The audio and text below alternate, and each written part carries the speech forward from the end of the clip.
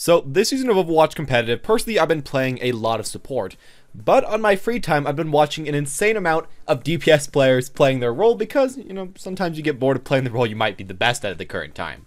And while watching so many players, mainly a ton of top 500 players and grandmaster and whatever, I've heard a lot of things that I think people should try to focus on to improve at, and really I've seen some things that I think people at my level, and even me, could really do to be a lot more useful in my games. And overall, in the general, I'm just going to say, I've seen some big differences between great and terrible DPS players, and today I want to talk about those, and with that all said, guys, let's get started.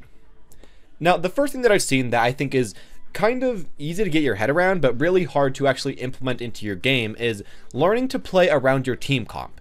And this doesn't mean that you have to switch heroes every single game. I think a lot of DPS players kind of get pissed off when they're having the team say, hey, change how you're playing, play with us, stick with us, because, you want to play the way you want to play. Maybe you're playing Tracer all the time and you want to just flank all the time, or maybe you're playing Genji and you want to just dive in with everyone. But sometimes your team comp, just simply put, doesn't fit that playstyle, and sometimes you going in by yourself again and again just won't work. I mean, sometimes it will, sometimes you'll get those lucky picks, but a lot of the times it won't. So what I'm going to say here is that before every single game, look at your team comp and see kind of how it's going to play. In general, just look at your main tanks. If you have a Winston, it's going to be dive comp, play very divey, play next to him, try to go in, get your damage, charge your ultimate like that. If you have someone like an Orisa and you're playing Genji, or if you're playing a lot of these other characters that usually like to dive, you probably want to wait until the enemy team dives, until the supports are open, and then you go in and then you try to finish them instead of going up way too far by yourself where your team really can't help you because they really can't dive in. And if you're playing with someone like Reinhardt, well, you essentially want to wait until there's just a huge ball of death going around, and then you rush in and try to get as much damage as possible. And, I guess it's kind of similar to dive, but really you have to be a bit more slow and wait until your targets are a bit more easy to see. And I think that's something that you just kind of have to learn to play around and realize that with every single DPS hero, you can play them differently. With someone like Junkrat, you can go really ham going for bombs at close range all the time, or you can play really far back and spam and hope that you can hit them around chokes. Realize that every character does have a different way to pick them up, and that you should try to kind of change your playstyle even mid-game if it's not working, or especially before the game starts if you don't really normally have your playstyle fit your team comp.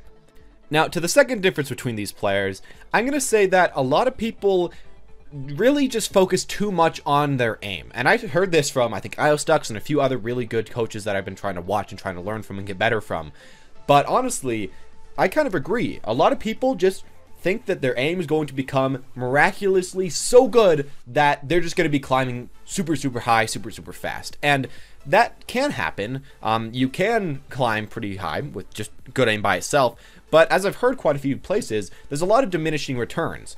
If you are dying all the time because of bad positioning, and you're really only up for, let's say, 40 to 50% of the game, and the rest of the time you're just walking back from the respawn, I mean, how useful is your aim going to be in all reality? Sure, it might be better than the average person, but if the enemy's DPS are alive for longer, they can have much worse aim while still getting similar results, if not better. And as well with that, I think game sense is another thing I've heard a lot about. If you don't know where to be and when to be there, and mainly know when you can actually go in and finish off those kills, and when you see people low and know that's actually a good time to finish them, well, if you don't know any of that because you just been focusing on your aim and not really how the game works out and how I'm supposed to be playing it, then again, you won't really be able to do way too much. And again, your aim might help you in some situations where you are positioned right and where you are just luckily doing the great thing that you should be doing. But a lot of times, again, focusing on your aim won't really give you way too much, and it will give you a lot of diminishing returns because you're just not going to be in way too many situations where your aim is going to actually apply too much.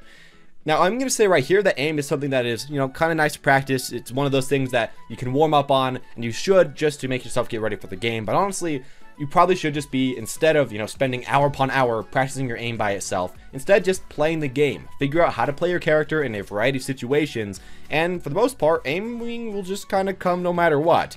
As long as you're playing the game for a huge amount of time, aiming will slowly come to you, as well as everything else. I know that it's a pretty easy solution, but honestly, that's just kind of how it works. But you do have to make sure that when you are playing the game, you're focusing on yourself, you're focusing on what your mistakes are, and you're looking back at them, of course, as always. But yeah, I think way too many people just focus directly on their aim and hope that that will just kind of fix them, which often doesn't really happen. Now to my third point here, And this is going to be a quicker one. I think a lot of DPS players use their ultimates just for huge solo plays, and in a lot of situations this isn't a great idea. If you're one of those Genjis that pops his ultimate by himself while there's no one really around you, or while nobody else has their ultimates to pop, then you're probably not doing the right thing.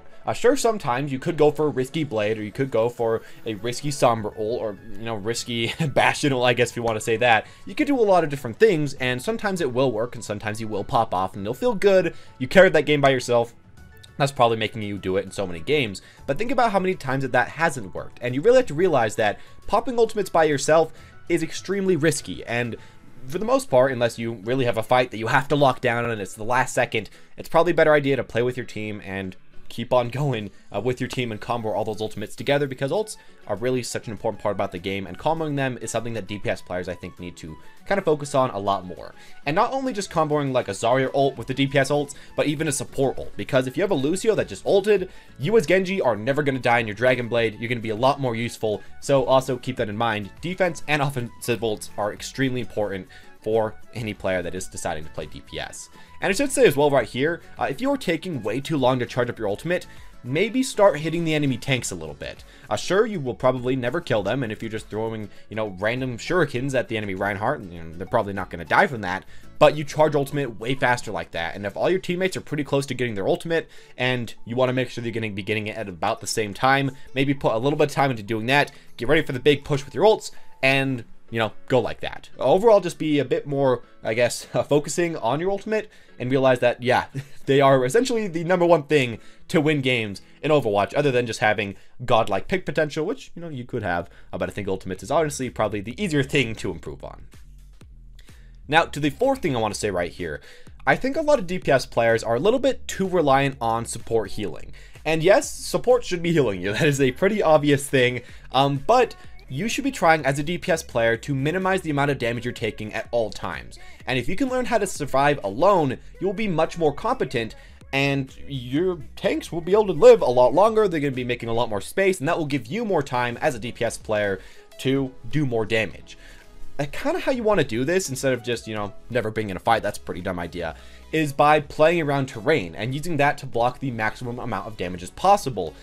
And as well, what that does is make so you take less chip damage and less, random damage. But as well, it puts a little bit less pressure on the tanks. I mean, if they fail something, well, you as a DPS player still have a wall to protect you. You still have high ground to protect you. You still have something to protect you. And overall, you shouldn't really try to rely on your team as much. I mean, it is important to believe in your team, to go in with your team, all of that. But being self-reliant is a very important thing to becoming better. And yeah, of course, there will be times that you need healing. That is obvious. But to try to minimize that, I think, is where, you can get a little bit better. And mainly also learning to actually use health packs, play around with those, and use your mobility to kind of pick those up. Because I think a lot of DPS players just kind of walk back to the supports, never use their health packs that they could have easily gotten instead, and waste a lot of time. And, that's something you should be also trying to focus on. And now for the final thing, the fifth thing between really great DPS and terrible DPS, is that I think a lot of DPS focus way too much on shot calling random useless information. And it really fills up a lot of the voice comms. And even if you want a DPS player that uses voice comms at all, because there's quite a bit of those, I think a lot of DPS kind of just assume that their information and the people that they want to go after and the people that they want to kill are the people that your teammates are going to go after and the people that your teammates are going to try to kill. But that's often not the case, and oftentimes as DPS you are tunnel visioning, and that's kind of what you have to stop doing.